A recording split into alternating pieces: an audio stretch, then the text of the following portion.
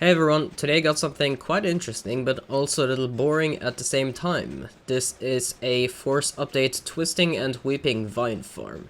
Technically it would be wrong to classify this as zero tick because this doesn't really remove and bring back requirements in the same tick. For some reason the weeping and twisting vines just grow if you update the block on which they are attached. And yeah, it doesn't really have to be removing and bringing back requirements or whatever, which would be turning the sand into entity form and back into block form in the same tick like we know and like we do for the other plants. And yeah, so the basic idea is just literally just updating the block on which they sit. In this farm right here, I am doing it by having observers that get updated, and it's actually quite stupidly simple, and I don't know, it's not even that interesting in my opinion. That's why I think it is boring. The mechanics could be more interesting, but yeah, this is a pretty potent thing, and I will explain why. Taking a look at this farm, as you can see, the basic idea is just that we have the observers, which of course detect the changes to the redstone line. And there's just this simple torch repeater clock, which is an 8 game tick clock, which is powering these lines of slime, or rather the pistons pushing the slime at max piston speed, which is of course the 8 game tick cycle. And it also powers this redstone line, which of course updates the observers and makes the weeping and twisting vines grow for some reason, which is quite interesting. And you may recall in my beta video that the twisting and weeping vines were not breaking, and I have identified the issue as to why that was the case. So as you can see, I'm here in my testing world, and if I break it, as you can see, it does just pop off just fine, just like it should. It doesn't leave anything floating. And that is the completely expected behavior. However, in my testing world, usually I am on random tick speed 0 to prevent any interference with growth or anything. And well, when the random tick speed is 0, it will just end up floating, which is sort of questionable. And to be clear, this should not happen. Plants still break like normal when the random tick speed is 0. As you can see, the cactus does break, and we are still on the random tick speed 0. So this does not make any sense. The weeping and twisting vines definitely should break when the random tick speed is set to 0. This is especially important for testing world environments, where the random tick speed will often stay at 0 to prevent any outside influences or something like that. And well, having it float just like that is kind of weird. So if we just set it back to 1, yeah, it does break like it should. Because random ticks should just be used to grow the plants, not necessarily to break them. And in this case, for some reason, it leaves them floating when we have the random tick speed on 0. So this should definitely not happen.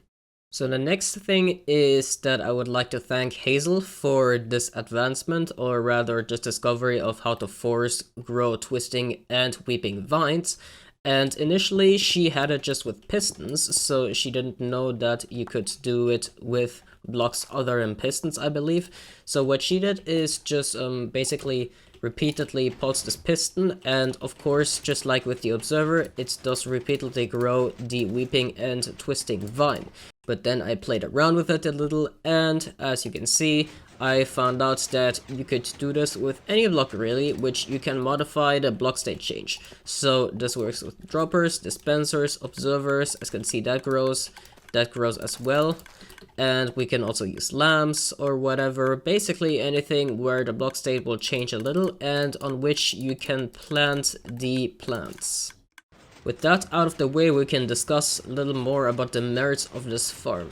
So, just looking at it, it looks pretty useless. Like, what are you going to do with all those weeping and twisting vines? They have absolutely no use. Well, the first use would be that I guess you can climb them or something, so it's sort of useful. And you can also attach them to a ceiling, so you can climb up from there. And while that's not all too useful, these weeping and twisting vines have a much more interesting use. And that use is producing large amounts of bone meal. Yes, you can compost weeping and twisting vines, and by having a simple setup like this, we can generate a lot of bone meal very quickly. Technically, my existing method of fast growing kelp is superior for composting because it produces 9,000 kelp per hour per kelp plant, whereas this will only produce 3,000 vines per vine plant, and I have tested that over a long amount of time. You on average get about 70,000 vines per hour with 24 plants. And while as you can see, the plants do grow every time you update them, they don't always drop their vine when they get broken. So for some reason, like any other plant, like bamboo or cactus or sugarcane, for some reason it does not drop its block every time you break it. It only seems to drop the block, which gets broken 1 out of 3 times, which is very weird. And that means that each plant will only produce about 3,000 per hour. But what you have to consider is that this method is far more stable than our existing sand zerting method.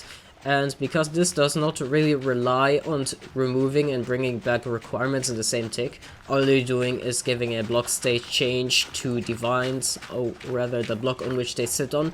And yeah, this makes it a lot more stable. It is relog proof as far as I know. You don't need to chunk align it, I think, unlike the previous sand methods.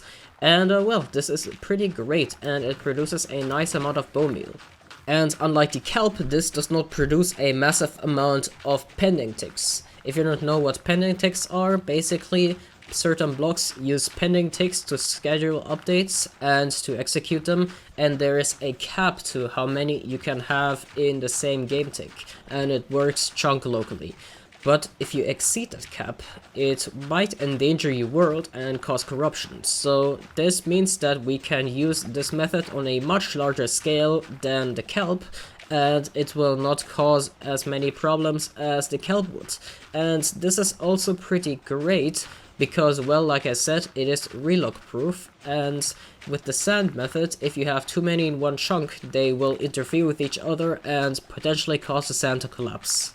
So, in other words, if this makes it to the official release, then this will probably be the best way to obtain bone meal, and by far the easiest. I mean, it's literally just a few observers and some of these twisting vines, and something to break them. As you can see, this is a far simpler setup. This is for a single plant for each, and this will produce about 3,000 twisting vines and 3,000 weeping vines. And well, this is pretty much the entire idea. So as you can see, it's actually stupidly simple. There is not really anything with the sand involved. And yeah, that makes it just really good for all sorts of composting. Okay, apart from the discussed uses, what uses is there for these weeping and twisting vines? Well, I can't say that I have found anything particularly useful except for, I guess, climbing them, which I don't really consider that useful, and composting, but still, I think that it is a pretty cool way of fast growing them, although it is extremely boring. You just update the block underneath. It's not even turning it into entity form and back into block form, it's literally just updating it. Like, let's say this little setup right here. I don't think this should be a functioning farm, yet it is. Look at it. It's 1, 2, 3, 4, 5, 6 blocks. 6 blocks and it's a functioning farm. That should not be able to work, but okay. I guess it's pretty cool.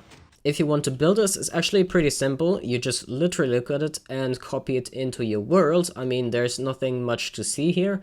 And for this one, it's the same idea, except that this clock is moved 1 block back, so that we have more space to accommodate the slime, which is going to break all of these. And as you can see, there are the observers, which are looking at the redstone line, and there's some glazed terracotta, so that the slime doesn't get over the push limit.